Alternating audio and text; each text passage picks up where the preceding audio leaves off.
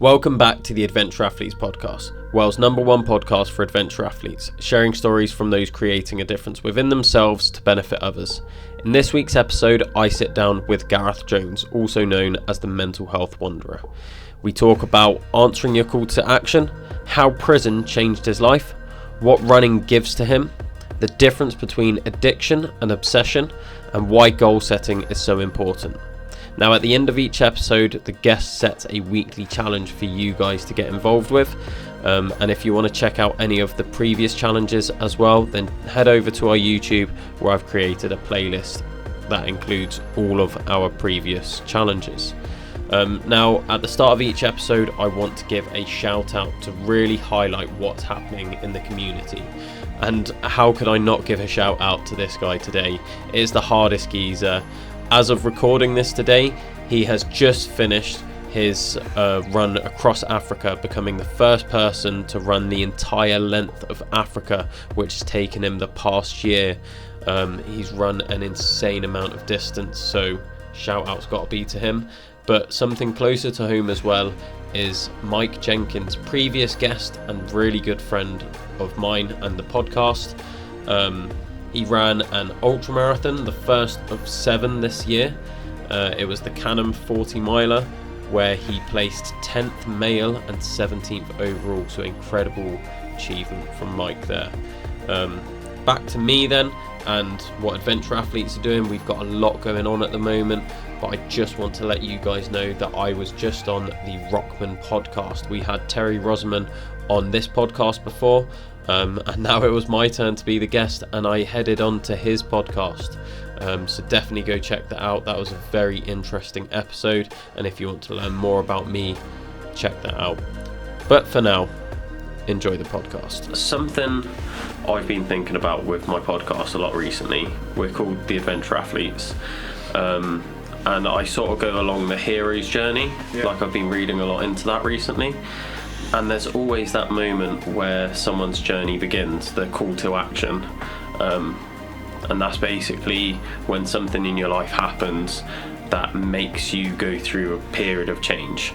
And I know from listening to your podcast on the Rockman podcast and following your Instagram, you've gone through quite a period of change. So what was your call to action? I think, I've probably had many of them calls to actions over the years.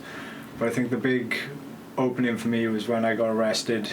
Like you've probably heard, when I got arrested for attempted murder, just after I had started sorting my life out, where I'd got myself off the drugs, met a woman who is now my wife, and then I get arrested and my whole life flashes before my eyes.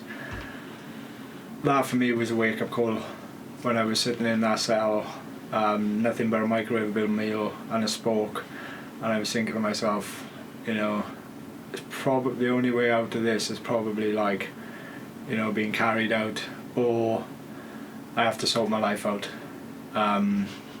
Luckily, I kind of got away with it. Not that I was guilty at all. I got a slap on the wrist for criminal damage, and that for me was like, someone is watching over me.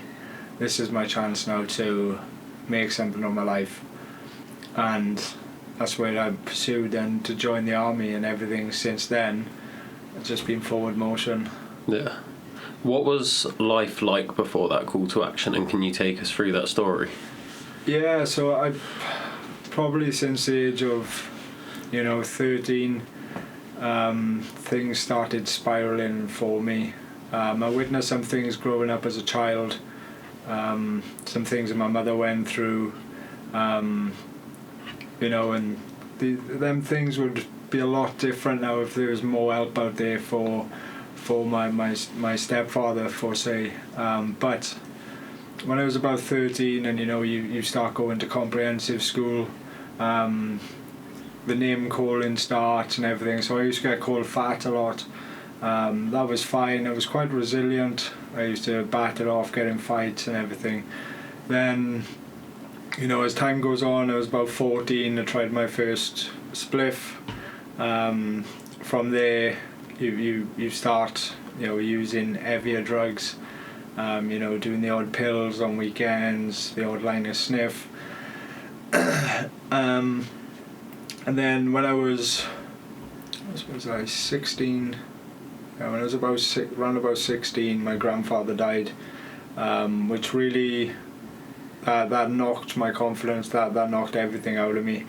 And I think it was like that moment where everything that I'd kept suppressed in my mind from watching what my mother went through, from what I went through, and then when he passed away, it was like the floodgates opened, and I was just like, right, it's time to end this, and just went flat out on amphetamine, cocaine, for the best part of probably say 7-8 years. And then, I thought I had full control over it, getting into fights, dealing drugs, stealing, losing friends, all of the above basically. I was pretty much a down and out, but like I had this mask over people, so I always come across as this nice boy, but deep down inside my head I was like this, I don't know, this criminal, drug taking, no good waster really. And that's how I felt inside myself.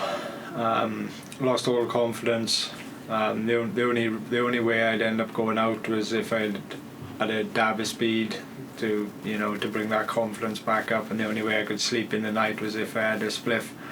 And that vicious circle went on for 2 years, where I pretty much didn't have any friends, because I had stolen off them. I had just given up on them really. I give up on them because I did, because like they were always there, but I just thought I'd choose drugs over you, and that's how it went. And then I always had in the back of my mind that one day I'm going to join the army. When I used to spend my nights like flat out on drugs for sometimes weeks on end, I remember the topic of conversation was, one day I'm going to join the army. And I don't know if you've ever done drugs, but for anyone that's listening that's done them, when you take cocaine or speed, you tend to talk a lot of crap. For me that was always a topic. So I guess inside my head I always had this focus. I always had a reason to come off the drugs, because I wanted to make my grandfather proud. Now that took a long time. Like I can't count on two hands how many times I tried to quit, or how many times I said I was quitting, and what's I gonna say? I guess when I got arrested, that was the pinnacle moment for me.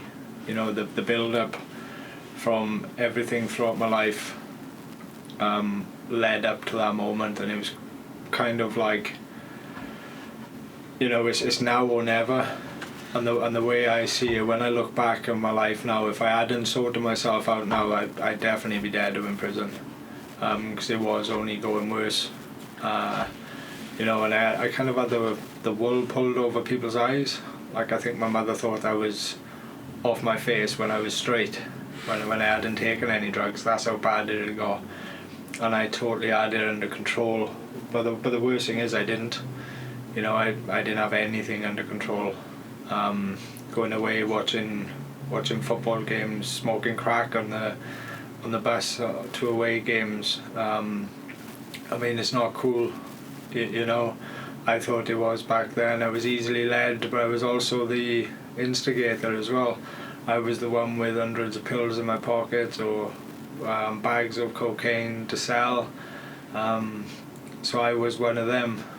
People say to me, "No, you fell in with the wrong crowd." I didn't. I was the wrong crowd for a certain amount of time, and I do feel guilty about that. And that's kind of like now why I like giving back to people. I like doing like the charity work. I like just spreading awareness and trying my best to inspire people and all that, because like I feel like I probably took a lot of time away from people by selling them drugs and everything. And you know, if I know now if I knew then where I know now, then you know I would have just talked them out of buying drugs. You know, I would the tables have turned totally on the opposite spectrum. Yeah. It's quite a change that you've been through. But what was it, do you think, that drugs was giving you that you wasn't getting out of everyday life? What was missing for you? So knowing my mind now and knowing what I crave every day now, I guess it probably used to give me adrenaline and a reason. Like I didn't like, I always had low self-esteem. I didn't really like myself. I didn't like looking at myself in the mirror. You know, I didn't even like the way my voice sounded. I know it sounds stupid, but I just had a very low self-esteem. But when I take drugs, I'd either take cannabis and not care, just lie in my bed and fall asleep after having the munchies, or I'd take like Class A's and, you know, everything's great. You know, you feel on top of the world, you feel unstoppable. And that's how it was, and then you'd come down and you'd feel like crap again, and then you'd come back up, and that was the circle, you know.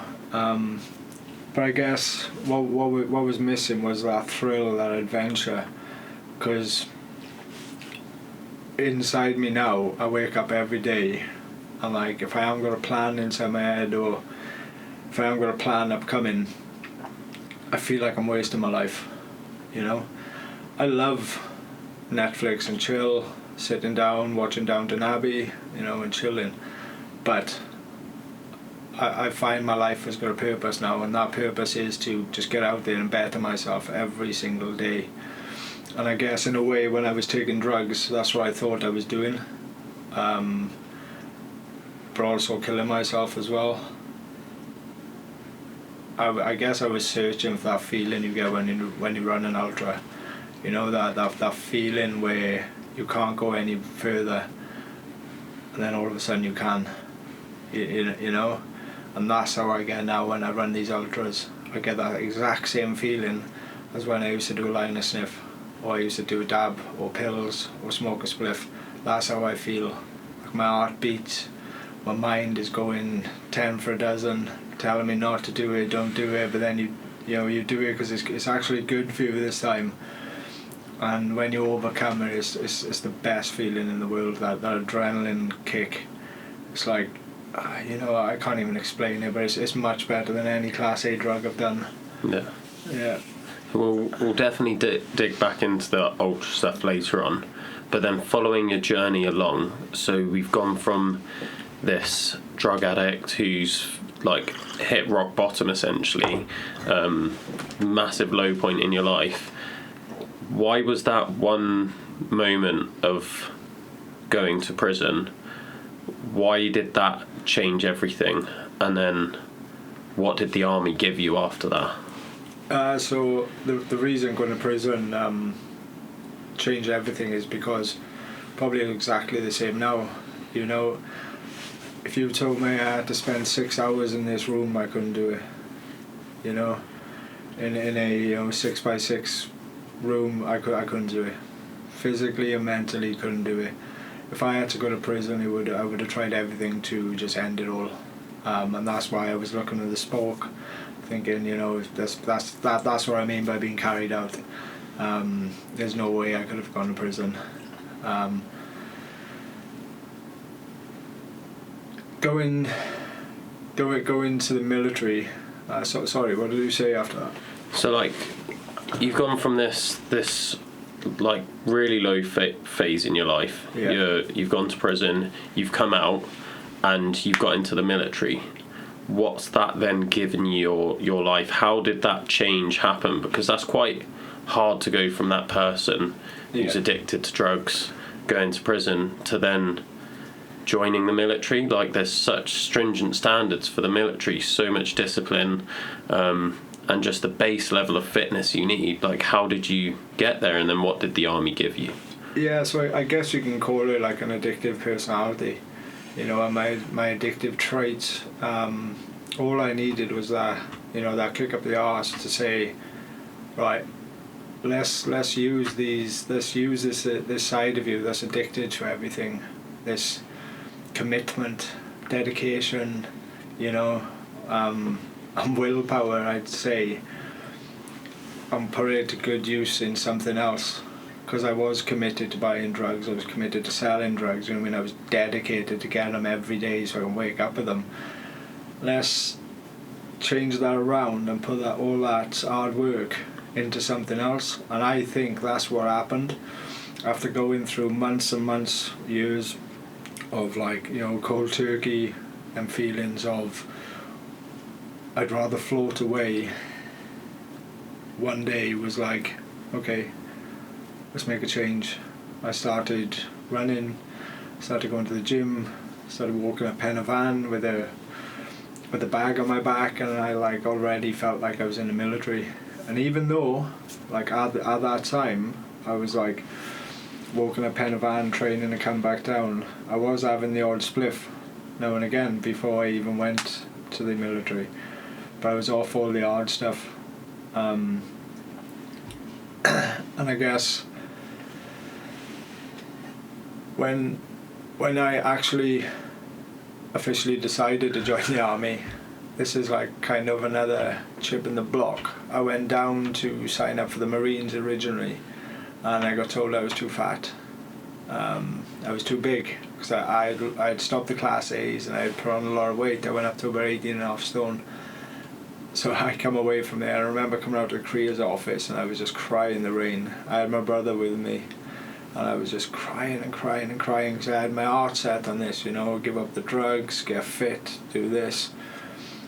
And then all of a sudden I was too big on the scale. So what I started doing, I started using like supplement shakes, diet pills, everything under the sun to lose weight, you know what I mean, as quick as I could. All the fat strippers, T5s, a lot. And I did, it worked. You know, I lost a lot of weight very quickly, to the point where I was like drawn and I looked worse than I did when I was on drugs. And people used to comment on it like, oh yeah, you're looking amazing, you look super skinny, you're looking really good and everything. And I was like, you know, it's okay, yeah, that's all well and good, but then like the comments stopped. I stopped getting like, oh, you look good and everything, you know, people got used to it. But in my head, that addictive personality again was like, why have they stopped? You know, you were addicted to that, you know, it's great, that feedback, keep it coming kind of thing. It stopped, so I thought I was putting weight back on. So then I developed like a self-diagnosed eating disorder where I was like make myself sick and so on, and just to keep the pounds off. And again, I thought I had it under control. This went on for about a year, because I've say in between this time I broke my hand punching a window. A little bit off the rails, but I broke my hand off it in the window, so I had to wait to join the army about 2 years. So in this time I developed this eating disorder, and I'd eat everything. We'd go out to restaurants for food, I'd go straight to the toilet after it. We'd have takeaways, I'd go straight to the toilet after it. You know, I just felt like this food that was inside me was just burning a hole in me. Or actually it would have been nice if it was burning a hole in me. It was just there, like a sump of, you know, just a big lump of coal. And I just had to get it out, because I was afraid of slipping back to what I was before. And again, I was absolutely dedicated to it. I was dedicated to losing weight. And I think that was possibly harder to give up. That was possibly harder to get off than the drugs were. And it's definitely the thing that's left the biggest mental attributes in my mind. Yeah. Yeah. So with the army then, so you said it was a period of about 2 years between being in prison and joining the army. What then happened in the army that sort of led you down this path now?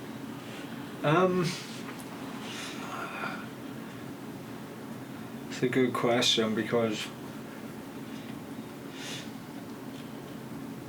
I guess when I joined up, that low self-esteem was there again. I had no confidence, and did I feel good enough to be in the army? No, I didn't.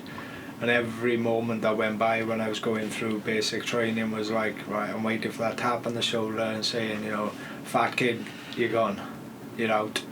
And I guess that fear just kept me going, and I was winning awards, and I was just like, yeah, okay, just put it to the back of my mind, and just kept going, and I was just, I could feel myself getting better. I could feel myself. I was almost starting to give myself a little bit of self-praise through it, and then I think as time has gone on, I've won like more awards, or I've done courses that you're quite proud of. I've done some pretty cool stuff with my job, been a lot of places all over the world, and I guess after time that has kind of turned into an addiction. That dedication, the willpower, the commitment, and everything has turned into my job, and you stop thinking about other things, and you solely focus on getting the job done, waking up every day and bettering yourself. And I guess that's kind of what the military has done for me. And then also it's grown arms and legs, because like my personal life now is like my personal life has taken off. So I've got the military on one side, and I've got my personal life, my running and all the mental health stuff on the other hand, and they like kind of through the support of work and the support of my own life, they kind of meet in the middle, and I can focus on them, and I can do so much with it for my own mental health, and it's quite a journey to be on now. Yeah. And I guess openly thinking about a year, I people tell me every day, you're addicted to running, you're addicted to this. I'm not addicted to running. I'd probably say I'm like dedicated to bettering myself, and I know for a fact if I couldn't run, someone said to me like, what would happen if your knees went tomorrow, or you break your foot or something like that? I was like, well, I'd crawl, or I'd push myself in the wheelchair, I'd be the first person to climb Kilimanjaro in a wheelchair or something stupid, because that's what it is. It's just waking up with a reason to wake up, and always wanting to find that best version of yourself. Yeah, I think that's a great way to look at it, having that distinction between being addicted to something and being dedicated to something. I think there's a very fine line between the two, and it's all about how you're viewing it. Would you say there's like anything else that differentiates the two other than like your personal viewpoint? Like as an outsider looking in, what would they see as the difference between the dedication and the addiction? So I guess addiction you kind of go into without a plan. It's one of them things where you have to do profusely every day, and you do it until you make yourself sick, and you can't, you have no control over it whatsoever. Now when you're addicted to something, it's exactly the same feeling. You have to do it every day,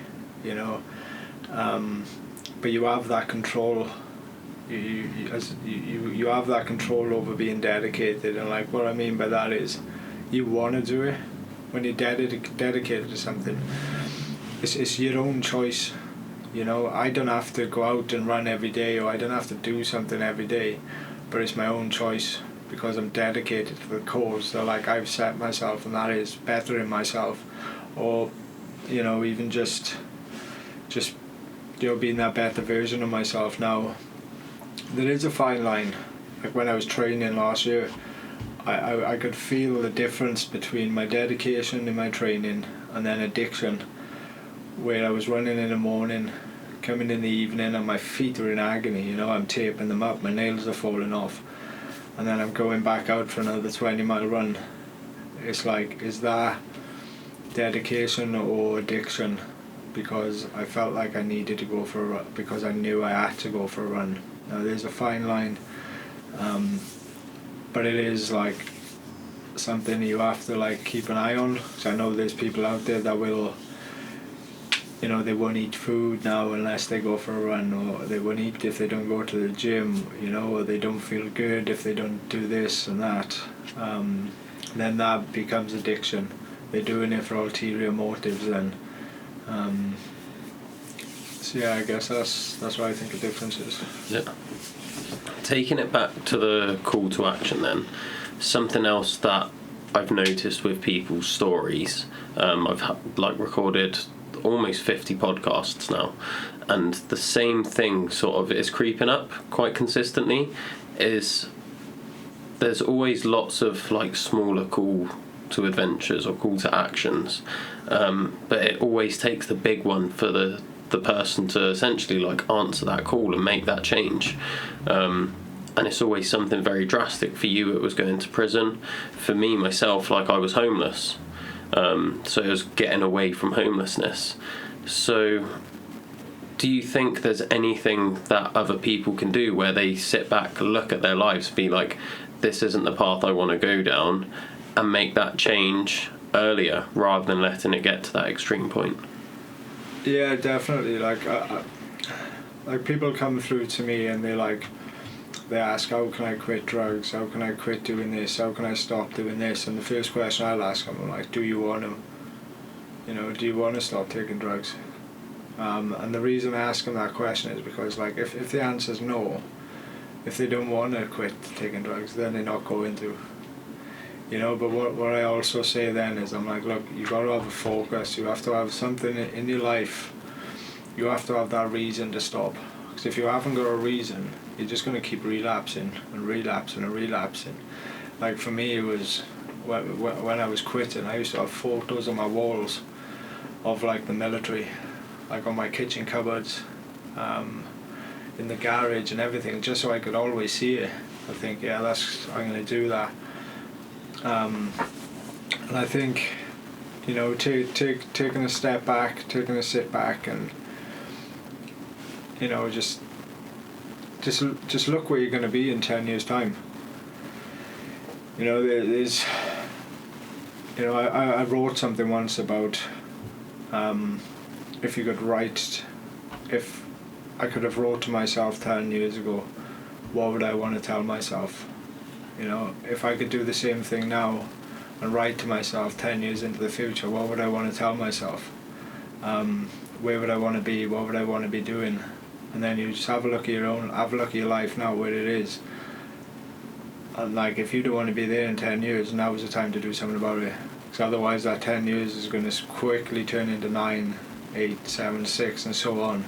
And it's going to be here before you know it, and then you're going to be looking back in 10 years and think, I could have changed by now, you know. Even write yourself a letter, you know, put it away in your sock drawer, and then in 10 years' time read it, and you'll have that pride because you've done something about it, and you'll always thank yourself as well. Yeah. That brings me into this thought I've been having, where I feel like everyone underestimates what they can do in like a year or 10 years, but they always overestimate what they can do in like a day, a week, a month, and they'll look at their next month and be like, this is what I'm going to achieve this month. But then you ask them what they want to be doing in like 10 years time, and it's quite small in comparison. How would you get them to set more ambitious goals? But by setting like little micro goals. I mean, like when I first started running, you know, I went out and just ran 200 miles straight away. So I started running, and 2-3 months later I ran 200 miles. That was like totally out of just probably stubbornness, and because like I'd had enough of what people saying what you can and can't do during lockdown. But I think where people set goals, I always find like writing stuff down. Like I've got races, I've got plans all written down in my memo up until the end of 2025. One, because like I find being organised is really good, but two, when you hit these little micro goals, you can tick them off, and like you can feel proud, and all leading up to that one big final goal that you have, which for me is always like it's always to be a better version of myself, and it's a goal that I'm never going to reach, because when I get there I'm just going to have to keep going, because I'll never be that perfect person. Yeah. But the little goals I have leading up to that, I'm ticking them off, and I'm making myself very proud. And I think that's what people fail to do. They see these little goals like every month, like I want to lose a stone by the end of next month, and then when next month comes and they haven't lost that stone, they can either say to themselves, right, definitely going to do it in another month, and then that month rolls on and rolls on and rolls on, or they just give up, and they give up. But whereas if they set themselves, say, right, I'm going to lose this stone in 6 months, right, they could do that because they got the dedication and they know they got that 6 months to do it. They could train and train and train. They could lose that stone in 2 months, but then still have 4 months spare. But by that point, they're going to have that dedication to keep bettering themselves. I always find having a goal so far in front is better. Like for me this year, my main goal is the Swiss Alps 100 miler. That's in August. Leading up to that, I've set myself, I got 8 50-mile runs events with GB Ultras, and for me, every one of them races that I come to is my big event, because if I don't do well on that, then I'm not going to do well in August. But when I succeed in this little race, or if I have a really bad race, then I'm going to either see it as like, yep, tick it off in a big proud moment, or I'll use it as a learning curve.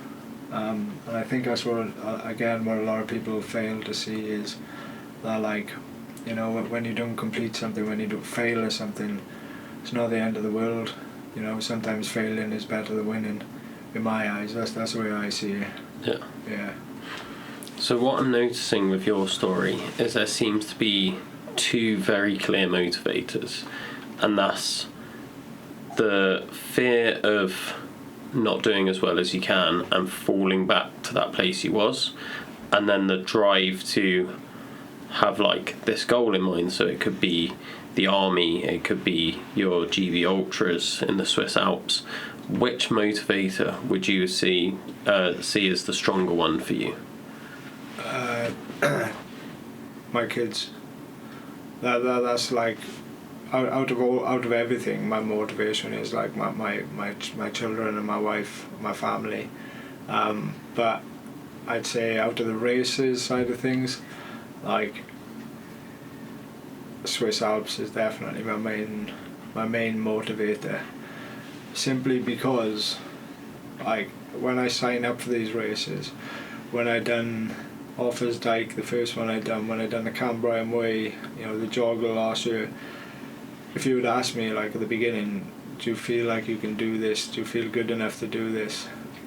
In my head, in my mind, I was thinking, no way. I still feel like that little druggy, that but on the outside, because I've got these little goals, these big goals, I have to be committed, I have to be confident, and it just changes me. And this is what the Swiss Alps will do. There's an absolute chance that I might not succeed. There's every chance that this race is going to absolutely break me, because the elevation is insane. But that's what it's all about. And if I fail on it, if I get 50 miles in and can't complete it, then I have found my my tipping point. And then from there, the only place I can go is just train and keep going, you know. It's not like, yep, I failed a DNF, I'm going to DNF on it and I'm just going to give up. It's like, no, that is my threshold. Now I just need to push my threshold higher. Yeah. Cool. At what point then in this journey that we've been through did running come into it? Like, what was the first time you sort of considered yourself a runner? So I still don't consider myself a runner. And I have arguments with people as well, and they find it hard to believe. But I mean, what is being a runner? What are you when you're a runner? Are you an 100-meter sprinter? Are you a 200-meter sprinter, or you know, a fast marathon runner? I mean, a runner for me is someone that gets paid to run. You know, someone that's part of a team around a track and everything. For me, running is all about the adventure. Every time I step outside my door, I'd never think to myself, right, I have to do 10k today in 40 minutes, or I have to do half marathon in an hour and a half. Them thoughts don't cross my mind. I put my trainers on, I stand on the front door, I step off, and every run is different. Like, the music I listen to is different. Sometimes I don't even listen to anything, I just chat to myself. But it's all about that adventure. And that's what it is for me. I know obviously I'm going out running, right, but I see it more as an adventure, especially when you're like, you know, you're 50 miles into a run over the mountains. Running, you don't run anymore then. You know, you're walking up the hills and stuff, so you know, it's all one big journey, and that's the way I see it. At what point did it start though? What point? So when I joined the military, obviously I was doing little runs to get myself fit, and I was probably running of like, I don't know, maybe 15k a week, you know, 30 something k a month, next to nothing. And then during lockdown, so it would have been in 2021, end of 2021, I was sitting there and I just had enough. My wife was like, look, there's this 50-mile event you can do. It's run 50 miles throughout the month of January. It could be good for you. Because I was sitting there moping around. I was like, okay, I'll try it. Well, I think this is the moment where the addictions and all that kicked in, and they were all trying to find their place, because for some bizarre reason I decided to run. I was going to run 50 miles in one day without prior training. And I went out on January the 1st and done it. I done 38 miles in one go, creamed in, went home, had food, and remember it was 9:30 in the night, and I was sitting there, I was like so devastated with myself. I was like, right, the shoes are going back on, and I went back out and finished the last 12 miles in the snow, got back home.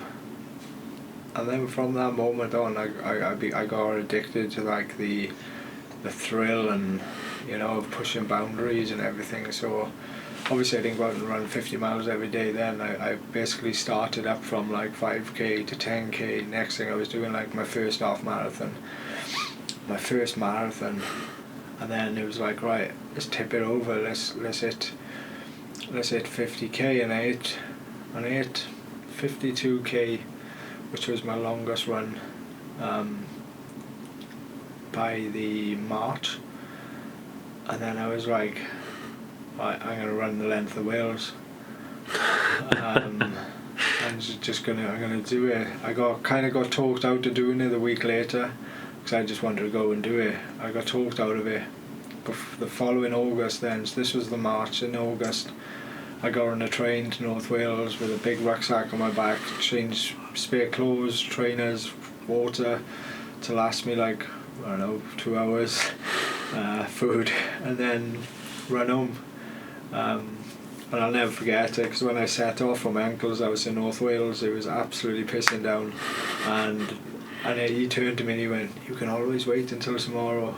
And I was like, "No, it's now or never." And I set off in the rain, and 4 days later I got home with like stress fractures in my feet. You know, and that's kind of where my page and all that started from, because when I set off from North Wales, it was like, okay, this madhead is just running down, like, you know, he's probably crossing people's minds, he's not going to make it and everything. And then I think it was 2 days in, and I was getting messages off people, and my auntie came out to support me. She was like, "You're not doing this on your own." So she literally just drove by the side of me throughout the night, and like, yeah, she helped get me through it. And it was very, very comical, because I was in absolute shit state, you know. I was still carrying my bag. I wouldn't take my bag off because I was doing it fully self-supported. She was just there just to laugh at me, basically. And like we found ourselves in some really peculiar places throughout the nights, and well,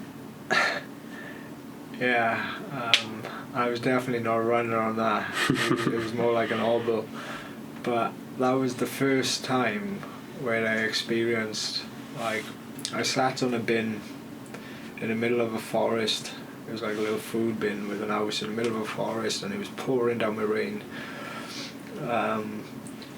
At this point, my auntie wasn't out at this point. It was probably about like coming to the end of the second day, just before she came out, and I sat on this bin and I was feeling really sorry for myself. I was starving, and I was flicking through my phone, and I seen someone that's like a massive inspiration to me. He's a really top class marathon runner. He runs ultras. He's like 60 now, and I was scrolling through, and I seen that he donated on my page and wrote this little comment, "Keep well done, Gareth," and I just started crying, and I broke down. I was as flat as I'd ever been, and I remember the tears streaming down my face, and I was saying, "I can't do this, I can't go on."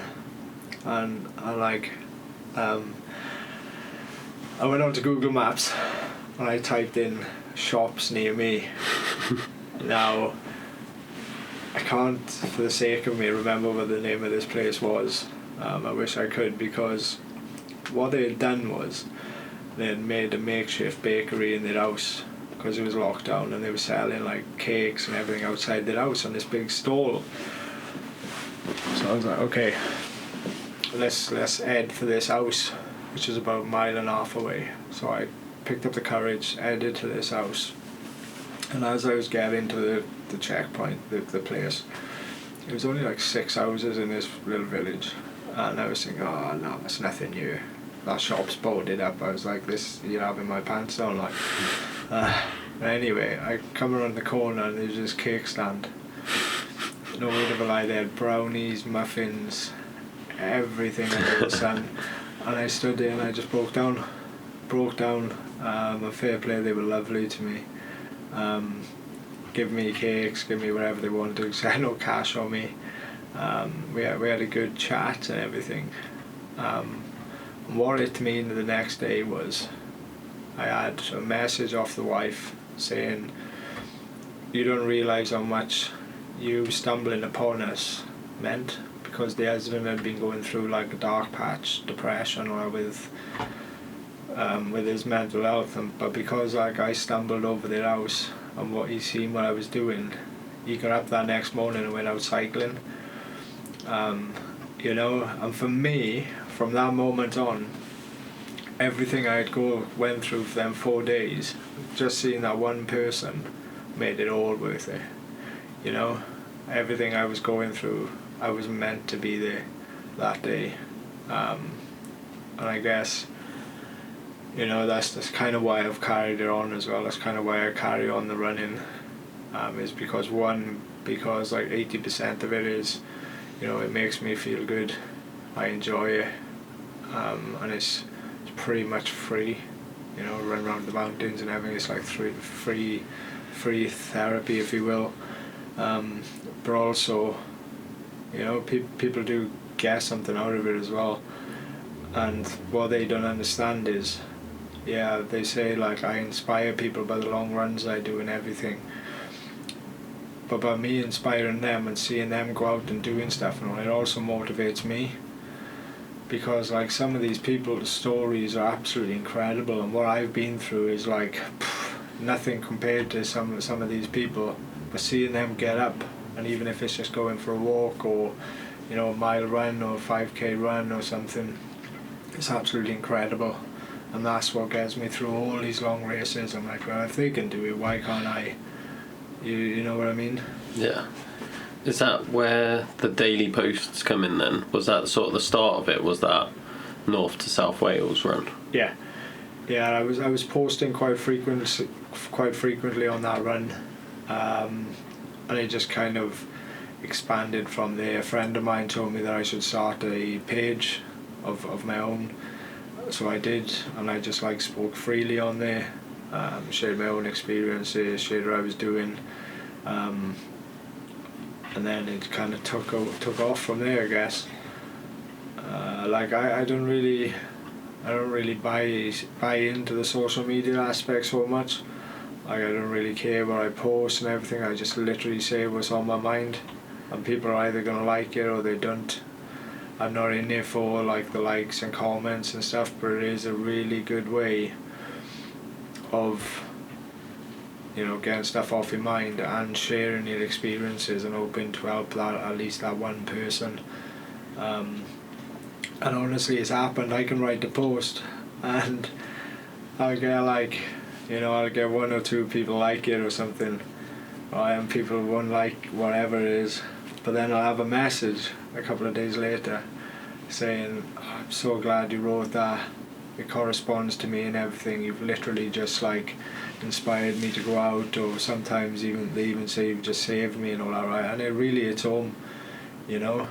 And I guess that's what people forget with like social media and all. It's not about the likes or anything. It's about the people that are sitting in their house reading it.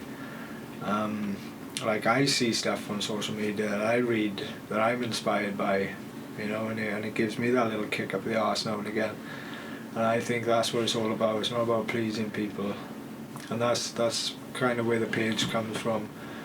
It's just about being real. Yeah. Is that sort of the motivation behind daily posting then? Because I will post daily, and it's so hard to keep that up consistently, especially when you've got so many other things going on. Yeah. Like as you do, you've got a family, you've got a full-time job, and then you've got your training as well. Like, how do you find the motivation to just keep going day in, day out?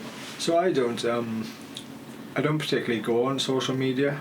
Like I'm not a scroller. I won't scroll through. I won't like other people's stuff back because I don't see it. So I don't spend hours on there. I've literally got a 45-minute time limit on Instagram, and then when it comes to that 45 minutes, it just cuts off. So only a couple of people know this secret. But when I write my posts in the evening, it's kind of what I like use as like a journal. It's my way of like just chilling out, getting stuff off my mind, or you know the inspiration that I found throughout the day. So I like sometimes I'll either sit in my chair, nothing else on, no music on, nothing, and just write, or I'll actually be lying in the bath, which is my go-to place. I'll go for a run, I'll put food on, I'll have a bath, and I'll write a post.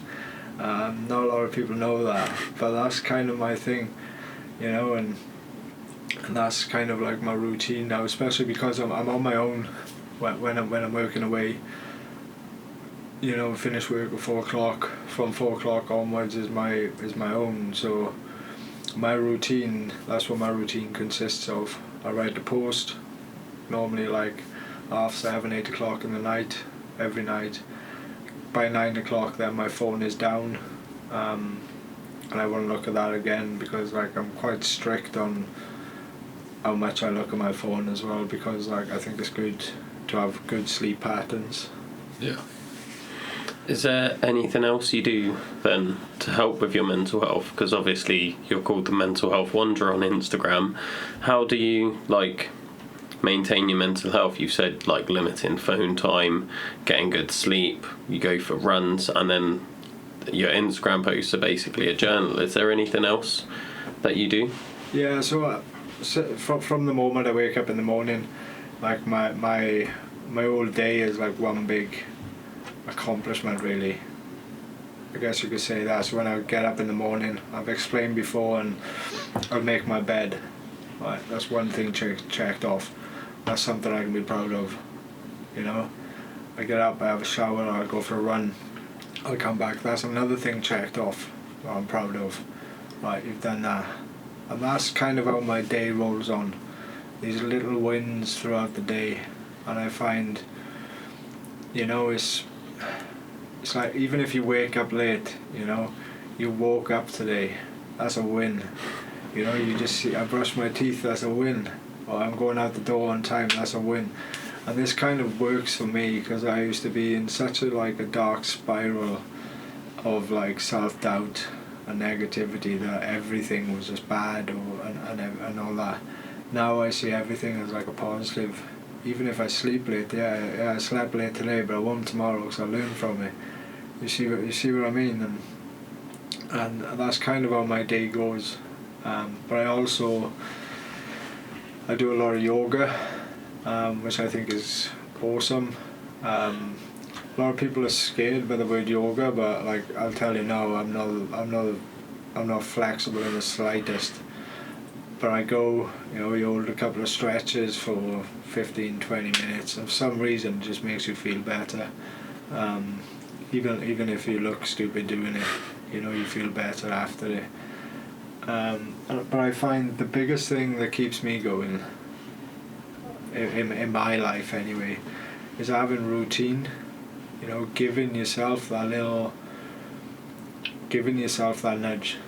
Instead of taking it away, giving yourself the help. So in the evenings, I'll lay out my trainers, socks, underwear, shorts, t-shirts, coffee.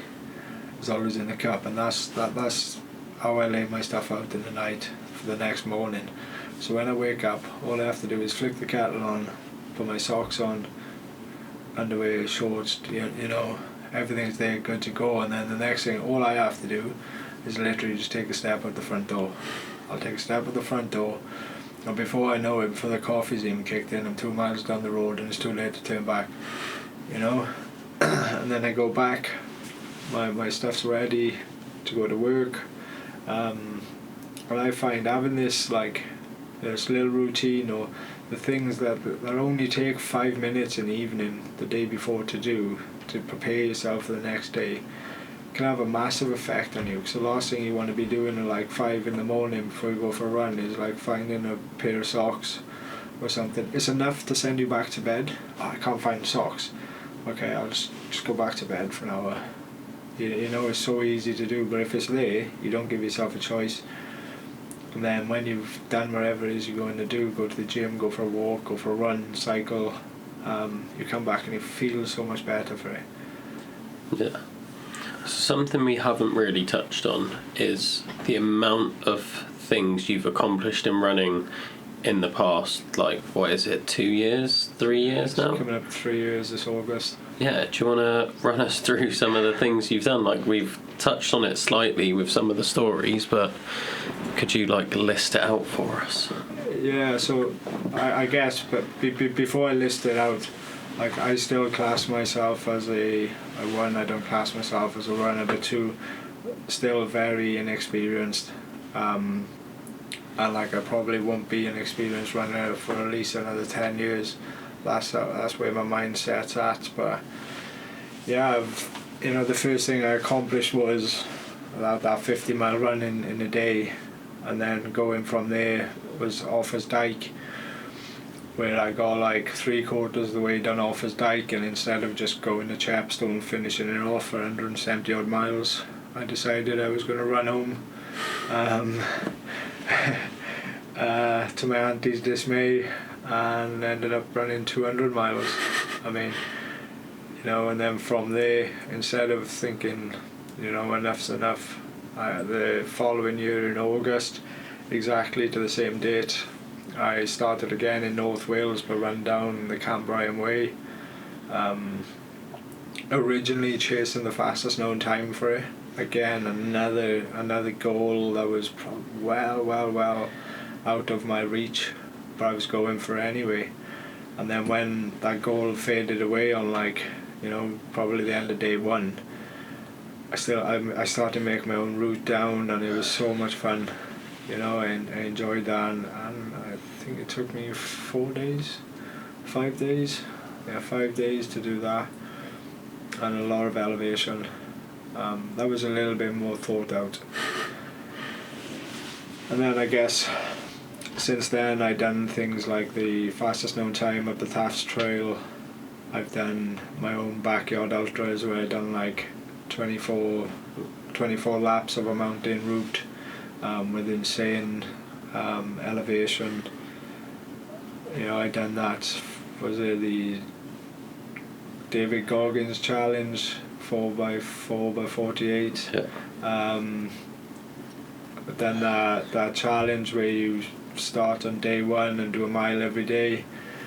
Then leading on to last year, I done a few good races, and I decided I was going to run from John O'Groats to Land's End, which is probably stupid. Again, with that inexperience thing, people who do that now have been running for years and years and years. But I was like, okay, this could be it. And I think what it is with me doing these challenges, I'm always chasing that. I'm probably chasing that failure, just to find out where my peak is, where my threshold is. And I definitely found her on that race. I found her on that race by day 2. But then coming into day 8, day 9, I had fresh feet, and I was like, okay, let's face this. And I knew I wasn't going to make Land's End. I had failed. I had failed to achieve what I set out to do, so my goals just changed. I wasn't going to quit. I just changed the goals up, and instead of going to Land's End, it was now I'm going home. And if I couldn't make it home, I was like, right, I'm going to that next lamppost. That's how small my goals would have been. And yeah, so it's been quite an incredible journey over the past 2.5 years. Yeah. And as you was telling me off air, you've got 50 Ks, 50 miles, 100 milers every month this year. Yeah, starting from Chester Ultra back 2 weeks ago was my first ultra event of the year. It was 50 miler around Chester. This coming Friday I've got 50 miles from Manchester to Liverpool, which are all pretty flat races. Then I'm bouncing into 2 weeks later, I've got a backyard ultra for the Welsh team, so it's the Four Nations Cup, which is basically a last man standing event. I finished that starts on this Saturday. I should finish probably by the Sunday, possibly even the Monday, and then on the Wednesday I've got another 24-hour event, which is military run this time. That'll be good. Obviously I'm not gonna have fresh legs. Yeah. Definitely not gonna have fresh legs. But I'll just go as far as I can. And then 2 weeks later I've got another 50 miler, and I got five or six 50 milers before August where I do the Swiss 100. That is just an insane amount of races. And you'd only consider yourself a runner if you're getting paid for it, essentially. Yeah, because I guess so. That's just. I know it sounds stupid, but I guess it's more of, if I was just to see it as running, right, I'm going out for a run. In my head, I see it as a sport and something that I have to do better at. You know, if I'm doing a sport or I'm doing a run, I have to win, I have to get a medal, I have to get a trophy and stuff. But whereas when I see it as an adventure, it's all about my own choice, and I can do it how I want. If I want to go do 10k, I can run 5k of it, I can walk the rest. And I think that's what I love about ultras as well. You don't have to run it in like 15 minutes, or half hour for 10k or whatever it is. You can just go out and walk it all if you want. Like, you see people walking it, like the amount of people I seen at the last ultra run I done, that were like, probably reaching like 60s, 70s. Some of them like slightly overweight, didn't look like runners at all and all that. But bloody hell, they were having the time of their lives, and they finished the race. And that's what it's all about for me. That's why I'm not classed as a runner. Is because like it's just one big adventure for my mind. Yeah. It's a really good mindset to have. I think it's something a lot of people could learn from, rather than being intimidated by events. Just sign up and just do it how you want, or exactly do that, what yeah. you do, and do things that aren't official events, like your John O'Groats Land's End. And if it goes pear-shaped, just be like, oh, that's okay. I'll just I'll just run home instead. Yeah, and that's like I think, and that's a good thing about it. It's having free reign. You're in control as well. You're not being told what to do. There is downsides of it. Obviously, you have to come up with the money yourself. You have to come up with the team and everything. And it is hard. Like this year, my expenditure for this year is about $7,000. With the Swiss Alps and everything. And this is like all funded by myself. And I'm no means like well off at all. But over little chunks, you don't really notice. But I find like the benefits it gets me, and like the great work it's doing like for other people and all that, it's all worth it. Yeah. Because at the end of the day, like, we can't take money with us, and like if I was to go on top of the Swiss Alps, then I'd be happy. That's incredible. I think that's a good place to start summing this up. Thank you for coming on and sharing your story. It is one that I urge people to like go and follow you and learn more about what you're doing, because it is absolutely incredible. I feel like we've only just scratched the surface on this podcast. Something I do get each guest to do at the end of each podcast is set a challenge for the listeners for the week, something that they can go away and just do at some point in the week or every day of the week to just try and help benefit their life and create that change in their life. Easy. Just wake up, look at yourself in the mirror and tell yourself how amazing you are every day. Incredible. That is a very unique one. Yeah. So thank you for that. It's unique, but it's harder than you think. Yeah. But it can have massive effects throughout the day. Yeah. Where can people follow you online if they want to find out more about you? Search Mental Health Wanderer on Google, Instagram, Facebook. And just give me a follow, and I'd really appreciate anyone's support on like runs and all that I got coming up. Incredible. Well, thanks again for your time, and I look forward to seeing what you do next. Thank you very much.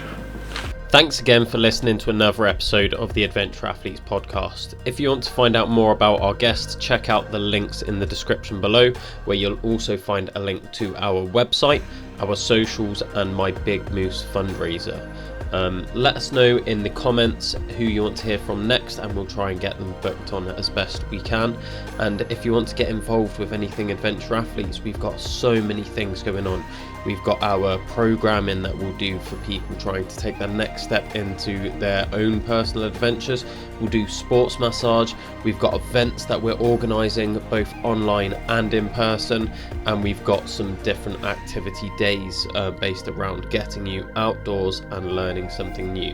So if you want to get involved, check out the website. If you want to find out more about the guest, check out the links in the description, and let us know who you want on next.